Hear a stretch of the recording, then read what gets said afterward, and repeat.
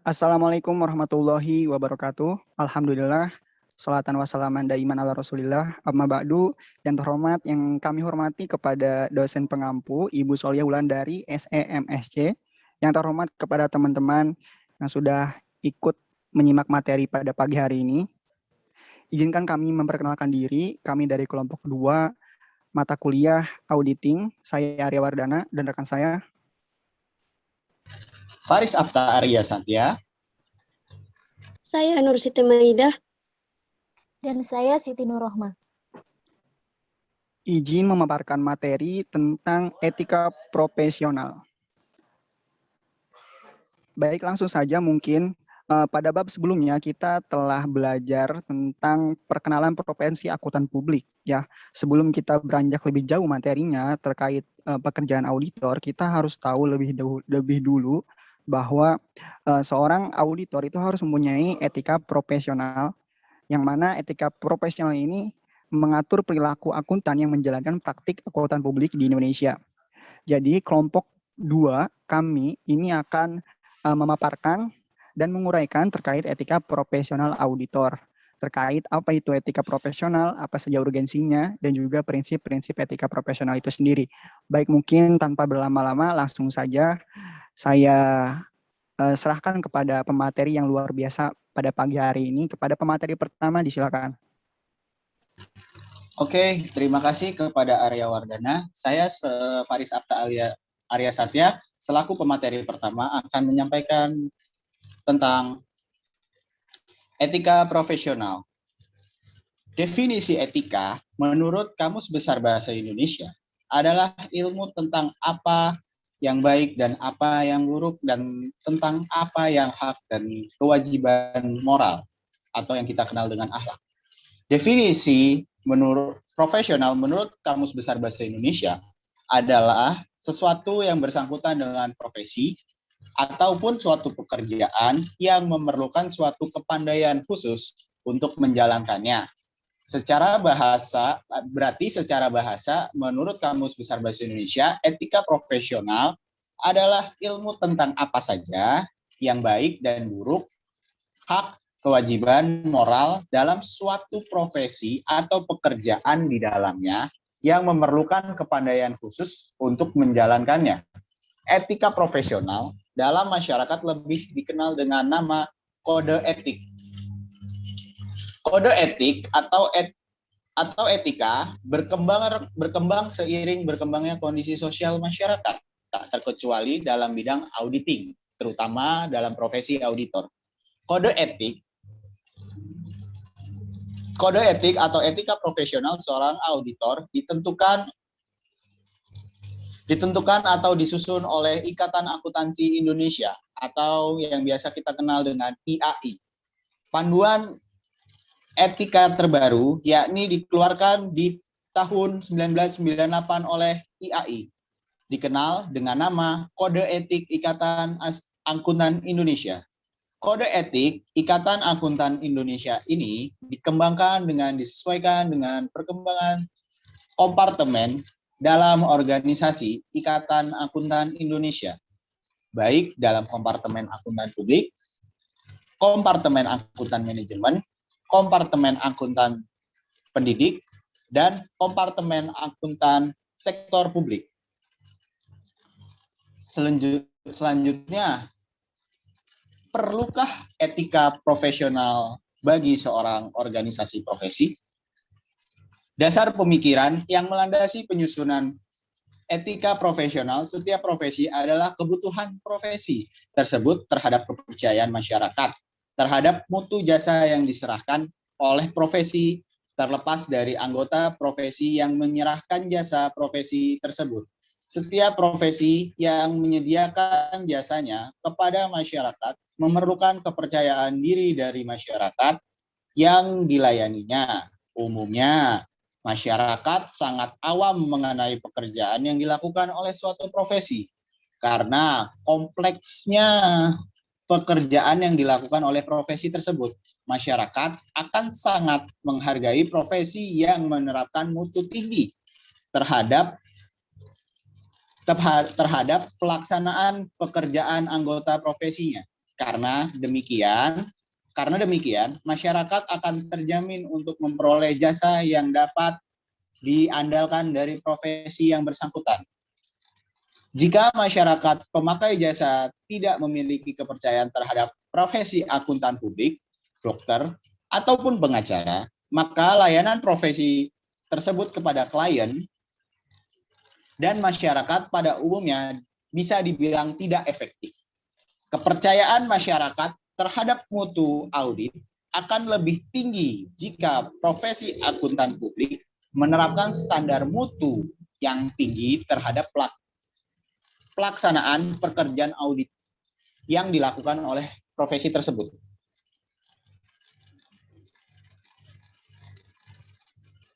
Nah, dalam kode etik Ikatan Akuntansi Indonesia itu biasa kita singkat dengan nama etika profesional. Etika profesional bagi praktek akuntan di Indonesia disebut dengan istilah kode etik dan dikeluarkan oleh Ikatan Akuntansi Indonesia dalam kongres yang diadakan pada tahun 1973. Kode etik yang dikeluarkan ini kemudian diterapkan oleh IAI sebagai kode etik profesi akuntan Indonesia. Kode etik ini kemudian disempurnakan dalam kongres IAI pada tahun 1981 dan tahun 1986. Lalu kode etik ini disempurnakan lagi dengan adanya perkembangan zaman pada tahun 90, 94, dan 1998. Kode etik ini mengalami perubahan dan berupa penyempurnaan. Dan pada Kongres ke-8 pada tahun 1998, kode etik itu ditetapkan menjadi dasar profesi akuntan hingga saat ini. Etika yang diterapkan ini tidak hanya untuk mengatur anggotanya yang berpraktik sebagai akuntan publik, namun juga mengatur perilaku semua anggota yang praktik dalam berbagai tipe auditor dan profesi akuntan lainnya yang terbagi menjadi 4 kompartemen. Yang pertama adalah kompartemen akuntan publik. Yang kedua adalah kompartemen akuntan manajemen. Yang ketiga adalah kompartemen akuntan publik. Yang keempat adalah kompartemen akuntan sektor publik.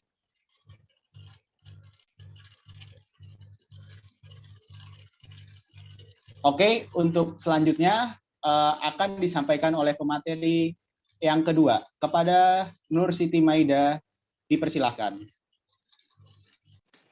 Terima kasih kepada Faris Atta Arya Satya yang telah mempersilahkan saya untuk melanjutkan pemaparan materi.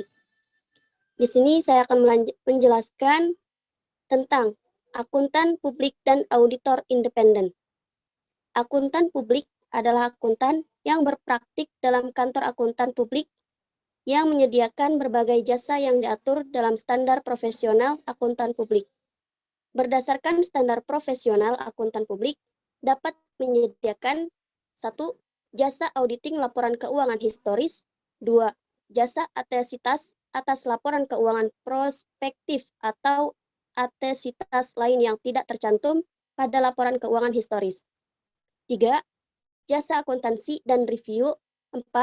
Jasa konsultasi. Kemudian, auditor independen adalah akuntan publik yang melaksanakan penugasan audit atas laporan keuangan historis, yang menyediakan jasa audit atas dasar standar auditing yang tercantum pada standar profesional akuntan publik. Pada standar profesional akuntan publik, juga dijelaskan perbedaan istilah antara akuntan publik dan auditor sesuai dengan perannya masing-masing. Dalam kantor akuntan publik, istilah auditor jika tidak diikuti dengan kata pengubah atau modifier merupakan peran auditor independen.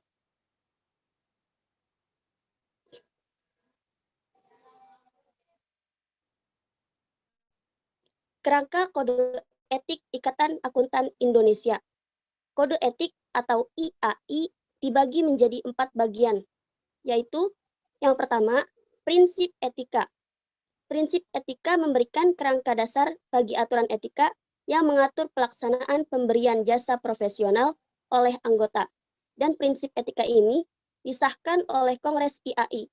dan juga berlaku bagi seluruh anggota IAI. Yang kedua, aturan etika.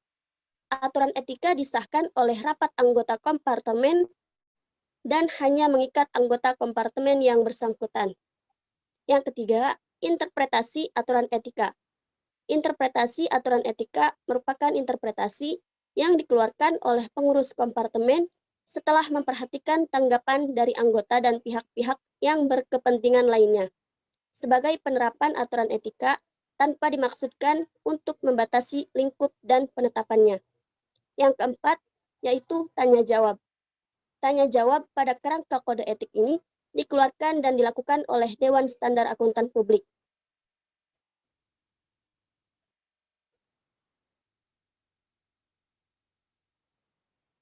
Prinsip profesi Ikatan Akuntan Indonesia. 1. Tanggung jawab profesi.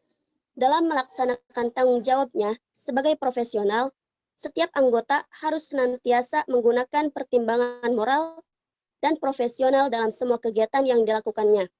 2. Kepentingan publik. Setiap anggota berkewajiban untuk senantiasa bertindak dalam kerangka pelayanan kepada publik, menghormati kepercayaan publik, dan menunjukkan komitmen atas profesionalisme. 3. Integritas. Untuk memelihara dan meningkatkan kepercayaan publik, setiap anggota harus memenuhi tanggung jawab profesionalnya dengan integritas tinggi mungkin. 4. Objektivitas.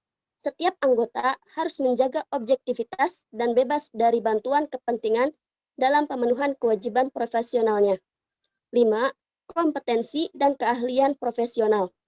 Setiap anggota harus melaksanakan jasa profesionalnya dengan kehati-hatian, kompetensi, dan ketekunan, serta mempunyai kewajiban untuk mempertahankan pengetahuan dan keterampilan profesional pada tingkat yang diperlukan untuk memastikan bahwa klien atau pemberi kerja memperoleh manfaat dari jasa profesional yang kompeten berdasarkan perkembangan praktik legalisasi dan teknik yang paling mutakhir. 6. Kerahasiaan. Setiap anggota harus menghormati kerahasiaan informasi yang diperoleh selama melakukan jasa profesional dan tidak boleh memakai atau mengungkapkan informasi tersebut tanpa adanya persetujuan, kecuali bila ada hak atau kewajiban profesional atau hukum untuk mengungkapkannya. 7. Perilaku profesional. Setiap anggota harus berperilaku yang konsisten dengan reputasi profesi yang baik dan menjauhi tindakan yang dapat mendiskreditkan profesi. 8. Standar teknis. Setiap anggota harus melaksanakan jasa profesionalnya sesuai dengan standar teknis dan standar dengan keahliannya. Dan dengan berhati-hati, anggota mempunyai kewajiban untuk melaksanakan penugasan dari penerima jasa. Penugasan tersebut sejalan dengan prinsip integritas dan objektivitas.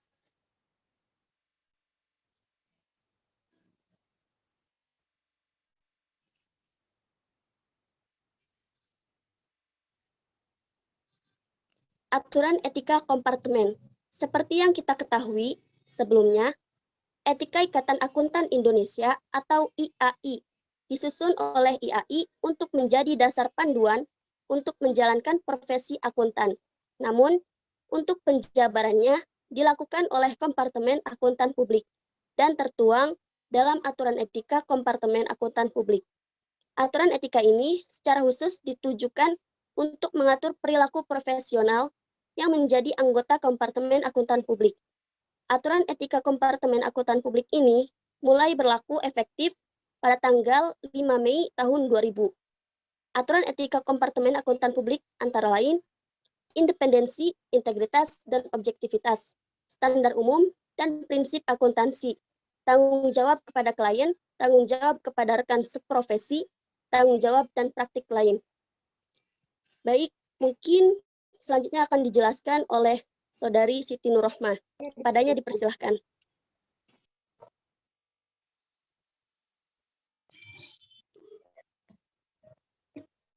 Baik, langsung saja, yaitu selanjutnya, independensi, integritas, dan objektivitas.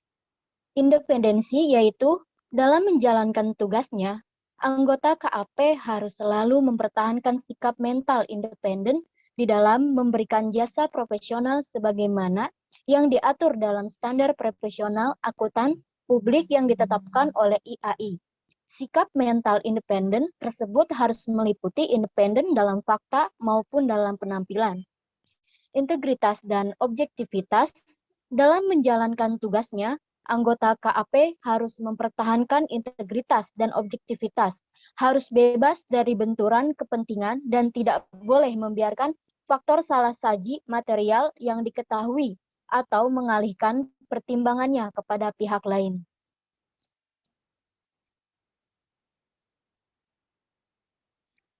Selanjutnya ada standar umum dan prinsip akuntansi. Yang pertama, standar umum. Anggota KAP harus mematuhi standar berikut ini beserta interpretasi yang terkait yang dikeluarkan oleh Badan Pengatur Standar yang ditetapkan oleh IAI, yaitu meliputi kompetensi profesional. Artinya, anggota KAP hanya boleh melakukan pemberian jasa profesional yang secara layak diharapkan dapat diselesaikan dengan kompetensi profesional. Selanjutnya, kecermatan dan kesamaan profesional. Artinya, anggota KAP wajib melakukan pemberian jasa profesional dengan kecermatan dan kesamaan profesional. Selanjutnya, perencanaan dan supervisi. Artinya, anggota KAP wajib merencanakan dan mensupervisi secara memadai setiap pelaksanaan pemberian jasa profesional. Dan yang terakhir, data yang relevan yang memadai. Anggota KAP wajib memperoleh data relevan yang memadai untuk menjadi dasar yang layak bagi simpulan atau rekomendasi sehubung dengan pelaksanaan jasa profesional. Yang kedua ada kepatuhan terhadap standar. Artinya, anggota KAP yang melaksanakan penugasan jasa auditing, atestasi, kompilasi, konsultasi, manajemen perpajakan, atau jasa profesional lainnya, wajib mematuhi standar yang dikeluarkan oleh Badan Pengatur Standar yang ditetapkan oleh IAI.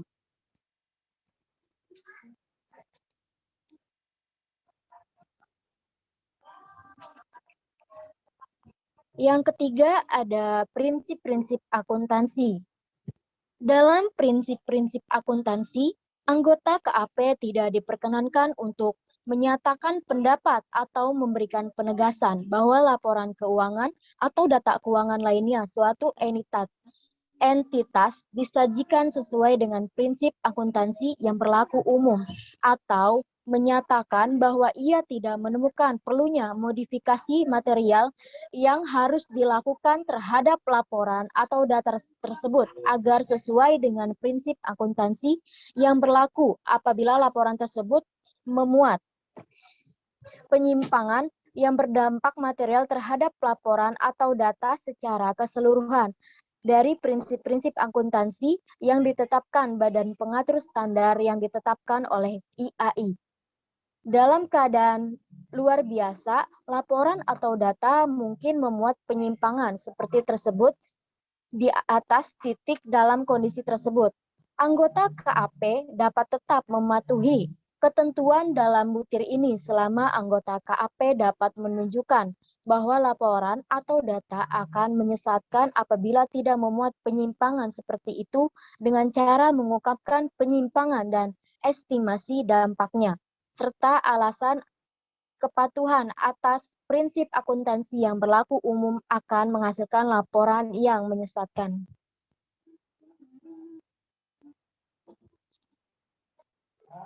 Selanjutnya ada tanggung jawab kepada klien. Yang pertama, informasi klien yang rahasia. Anggota KAP tidak diperkenankan untuk mengungkapkan informasi klien yang rahasia tanpa persetujuan dari klien. Ketentuan ini tidak dimaksudkan untuk membebaskan anggota KAP dari kewajiban profesionalnya sesuai dengan ketentuan etika kepatuhan terhadap standar dan prinsip-prinsip akuntansi. Selanjutnya, mempengaruhi kewajiban anggota KAP dengan cara apapun untuk mematuhi peraturan perundang-undangan yang berlaku seperti panggilan resmi penyidik, pengusaha, atau melarang kepatuhan anggota KPK terhadap ketentuan peraturan yang berlaku. Selanjutnya, melarang review praktik profesional atau review mutu seorang anggota sesuai dengan kewenangan IAI.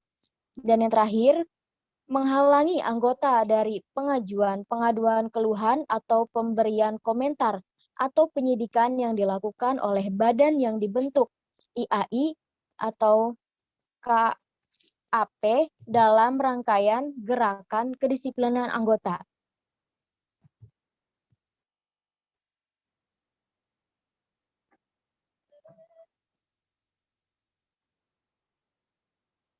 Selanjutnya, tanggung jawab dan praktik lain, yaitu meliputi 1. Tanggung jawab kepada rekan seprofesi, yaitu artinya anggota wajib memelihara citra profesi dengan tidak melakukan perkataan dan perbuatan yang merusak reputasi rekan seprofesi. Yang kedua, komunikasi antar akuntan publik, artinya anggota wajib berkomunikasi tertulis dengan akuntan publik pendahulu bila akan mengadakan perikatan audit, menggantikan akuntan publik pendahulu atau untuk tahun buku yang sama ditunjuk akuntan publik lain dengan jenis dan periode serta tujuan yang berlainan. Anggota publik pendahulu wajib menanggapi secara tertulis permintaan komunikasi dari akuntan pengganti seorang memadai. Dan yang ketiga, perikatan atestasi, yaitu akuntan publik tidak diperkenankan mengadakan perikatan atestasi dengan jenis aktivitas dan periode sama dengan perikatan yang dilakukan oleh akuntan yang lebih dahulu dirujuk klien, kecuali apabila perikatan tersebut dilaksanakan untuk memenuhi ketentuan perundang-undangan atau peraturan yang dibuat oleh badan yang berwenang.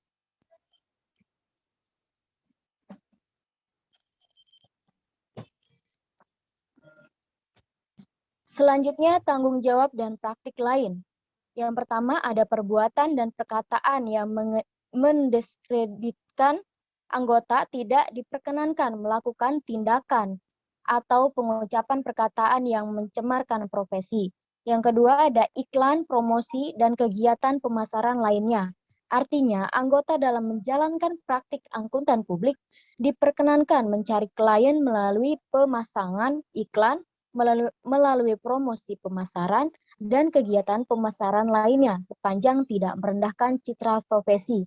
Yang ketiga ada komisi dan free referral yang meliputi pertama komisi, yaitu imbalan dalam bentuk uang atau barang atau bentuk lainnya yang diberikan kepada atau diterima dan dari klien lain untuk memperoleh perikatan dari klien lain.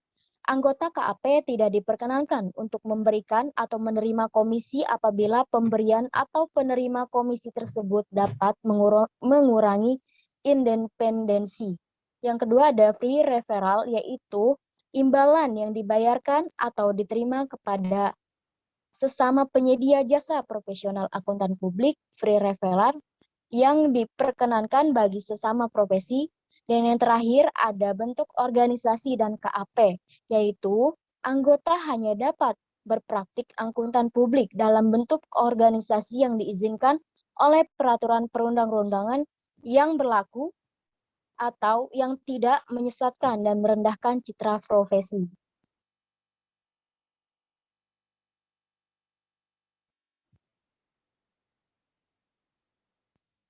Baik, selanjutnya saya serahkan kembali kepada moderator.